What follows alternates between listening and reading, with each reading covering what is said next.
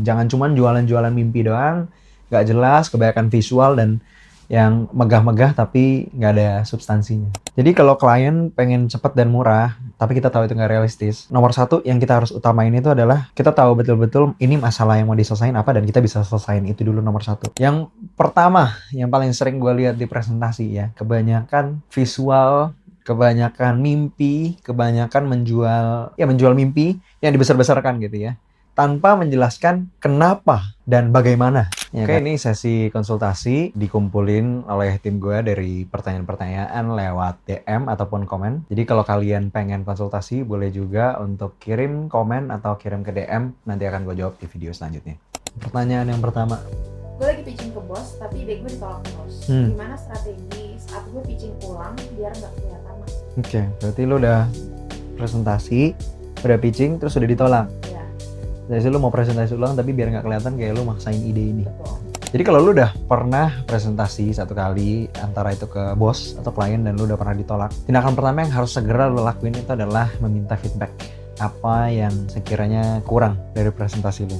Kadang-kadang klien atau bos bisa artikulasiin, terutama kalau bos kemungkinan besar akan artikulasiin apa yang kurang. Karena bedanya bos dan klien. Bos punya tanggung jawab untuk pengembangan diri lu ya sebagai employee. Tapi kalau klien, mereka nggak punya tanggung jawab untuk ngembangin kalian gitu ya sebagai pebisnis. Jadi kalau klien akan lebih tersirat feedbacknya. Tapi intinya yang harus dipahamin sama, bahwa apa kira-kira yang kurang dari presentasi gue. Apakah kurang mengena dari segi pain point-nya, gitu kan, kita kurang mengkomunikasikan sesuatu yang relevan untuk mereka, atau datanya yang kurang kuat, ya kan, atau idenya yang kurang kuat, atau penyampaiannya juga bisa. Gitu ya. Jadi dari cara penyampaiannya kurang convincing dan kurang cepat, mungkin kebanyakan bos dan klien tuh sibuk. Jadi kalau kalian kurang cepat itu bisa juga mereka langsung turn off. Jadi itu harus diperhatiin dulu gitu ya. Kira-kira kenapa pertama kali ditolak? Kalau misalnya kalian itu pertama kali ditolak memang secara substansi sudah jelas ya, dari segi data, dari segi yang lain-lain itu sudah jelas, dan arah idenya memang yang kurang oke, kalian akan kelihatan kayak maksa. Kecuali ada perkembangan perubahan situasi yang baru. Kalau ada perubahan situasi yang baru yang membuat presentasi ini menjadi relevan lagi, boleh dipresentasikan. Tapi kalau karena yang lain-lain, karena datanya kurang kuat, karena storytellingnya kurang bagus, karena kurang jelas poin yang mau disampaikan apa, nah itu lebih gampang untuk di-fix ya. Jadi dari secara substansi udah oke, tapi cuma kurang beberapa hal. Nah, tinggal kalian bilang bahwa kayak, Pak, Bu, ini ada data baru, udah saya tambahin karena kemarin memang kayaknya kurang dari segi risetnya. Dari segi data ini juga membicarakan atau mengerucut ke ide yang sama. Nah, itu boleh disampaikan ulang. Jadi jangan ngotot gitu ya. Kalau misalnya udah tahu salah satu kali, memang gak relevan idenya, nggak usah dipaksain. Kalau memang kalian ditolak karena cara penyampaiannya kurang, ya jangan dipresentasiin sama persis gitu ya. Kalau kayak gitu ya pasti diomelin. Jadi coba revisi dulu berdasarkan feedbacknya gitu. Jangan lupa minta feedback. Oke, apa indikatornya kalau pitch gue itu terlalu banyak jualan atau kurang solutif? Terlalu banyak jualan dan kurang solutif. Kira-kira indikatornya apa?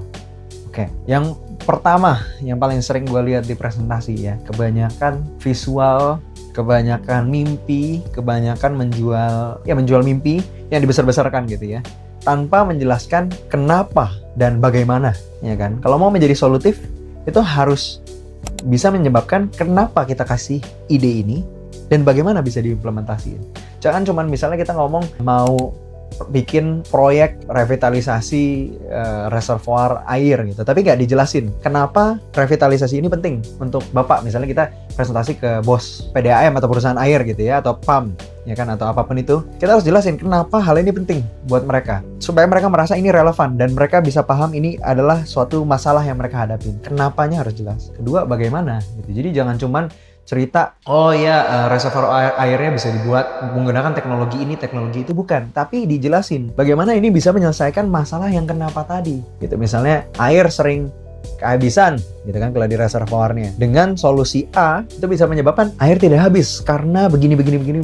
Nah, hal-hal kayak gitu yang harus dijelasin. Jangan cuman jualan-jualan mimpi doang, nggak jelas, kebanyakan visual dan yang megah-megah tapi nggak ada substansinya. Bos sering minta jawaban cepat waktu meeting, tapi gimana caranya supaya kita tetap kelihatan smart walau data kita tuh belum lengkap? Oke, nah ini pasti sering banget kejadian di semuanya ya, karena semua bos tuh pengennya cepat-cepat, tapi data always takes time untuk di-collect. ya kan?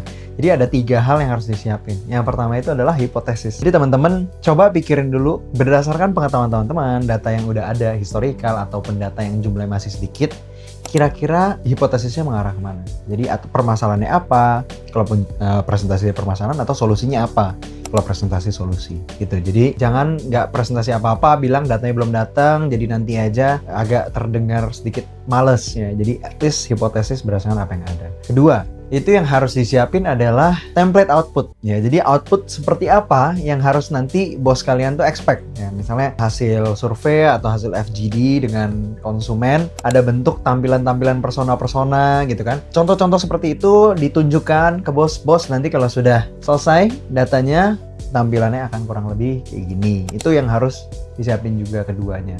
Yang nomor 2. Yang ketiga, soal timeline.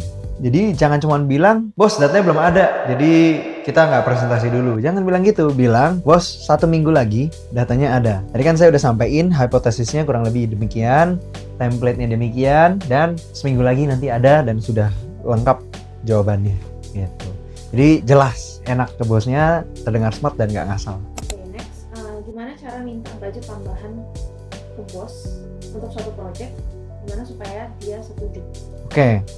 Sebenarnya gini, intinya simpel biasanya. Kalau bos itu pikirannya apa? Mereka selalu pikirannya antara profit, ya kan, atau benefit apapun yang lainnya untuk organisasi atau perusahaan, gitu kan, dalam jangka panjang. Kalau misalnya kita ngomong selain profit ya, maksudnya apa sih? Branding atau misalnya CSR gitu. Itu kan nggak terkait dengan profit langsung, tapi ada keuntungan-keuntungan bagi perusahaan. Itu selalu menjadi objektifnya bos, ya kan? Jadi dari objektif itu yang kita udah tahu, tinggal kita pikirin aja apakah penambahan budget yang kita request ini itu menghasilkan benefit untuk perusahaan. As simple as that. Kalau misalnya budget yang kita minta itu akan membuat perusahaan lebih untung, ya jelas pasti budget kalian akan di-approve. Tinggal kalian bisa presentasinya atau enggak gitu aja kan. Misalnya kalian minta, Pak saya butuh 10M. Wow gede banget 10M kesannya. Tapi kalau misalnya itu bisa ngasilin untuk perusahaan sesuatu yang nilainya seperti seakan-akan 100M, 1 triliun, murah 10M gitu. Jadi coba dipikirkan apa benefitnya untuk perusahaan. Kenapa bos lebih gampang percaya sama orang yang ngomongnya pede daripada orang yang datanya lengkap? Oke. Menurut gue di sini data lengkap itu cukup penting ya, tapi memang benar kadang-kadang data bisa nggak lengkap, bisa ada yang masih kurang, ada yang kayak tadi dijelasin di awal, perkiraan atau hipotesis gitu kan. Itu sesuatu yang tidak bisa dihindarkan. Dan soal penyampaian pede dan nggak pede itu selalu mentransfer suatu energi ya. Kalau misalnya teman-teman pernah di suatu mall atau pusat perbelanjaan ditawarin barang ya kan, terus habis itu salesnya ngomong suatu benefit tapi kayak nggak yakin setengah-setengah, apakah teman-teman mau beli? Pasti enggak gitu kan. Jadi sebenarnya sama seperti hal itu. Teman-teman presentasi ke bos seperti kayak nggak pede apa segala macam, mau datanya selengkap apapun seakan-akan teman-teman kayak nggak tahu apa yang teman-teman jual atau apa yang teman-teman presentasiin. Ya maka insting seorang bos itu akan mulai mempertanyakan, wah ini dia menyembunyikan sesuatu, wah ini ada yang kurang belum dipikirin dan lain-lain. Sedangkan orang yang lebih pede itu akan terdengar lebih meyakinkan, sudah mempersiapkan segalanya, sudah bisa menjual sesuatu dengan pasti. Itu ada suatu energi yang ditransfer, maka si bos juga akan merasa oh dia tahu nih apa yang dia kerjain. Cuma kalau misalnya orang yang pede ini tapi datanya juga nggak lengkap, suatu hari sepandai-pandai itu time lompat pasti akan jatuh juga. Bisa aja suatu hari bosnya tanya, tapi kalau data yang ini gimana? Dan kalian nggak tahu, walaupun kalian pede-pede udah mulai ternoda tuh ke image kalian. Jadi data harus tetap lengkap, tapi pede itu harus, karena kalau nggak pede ya again transfer energinya buruk gitu ya. Klien maunya pakai budget murah dan hasilnya cepat, tapi ini nggak realistis. Apa yang harus kita jual waktu pitching? Oke, jadi kalau klien pengen cepat dan murah, tapi kita tahu itu nggak realistis, nomor satu yang kita harus utamain itu adalah kita tahu betul-betul ini masalah yang mau diselesain apa dan kita bisa selesain itu dulu nomor satu. Soal waktu dan biaya itu selalu bisa didiskusiin. Yang teman-teman harus highlight itu adalah concern teman-teman kenapa menganggap ini nggak realistis ya, karena justru kalau misalnya teman-teman iya aja dan akhirnya nggak bisa deliver itu malah bahaya. Teman-teman di sini sebagai orang yang expert atau yang merencanakan itu harus benar-benar melayout ke klien gitu. Kenapa menurut teman-teman ini nggak realistis? Concern-concernnya apa? 1, 2, 3, 4 ditulis. Trade off-nya bagaimana? Jadi jangan kita diem-diem aja terus habis itu iya terus mati di belakang. Tetap kita bilang, Pak, Bu, ini dari yang Bapak Ibu minta, dari kami melihatnya demikian. Ada kemungkinan tidak bisa secepat ini atau sebagus itu atau semurah ini kalau misalnya Bapak Ibu mintanya demikian. Sampaiin concernnya yang valid dan kalau bisa kasih solusinya apa. Semuanya enak didiskusiin di depan. Oke, solution. Gimana caranya biar pitch nggak sekedar show deck doang, tapi bisa jadi momen kita buat nunjukin value diri. Pitch deck itu nggak hanya sekedar show deck, tapi juga Nunjukin value diri. nunjukin value diri.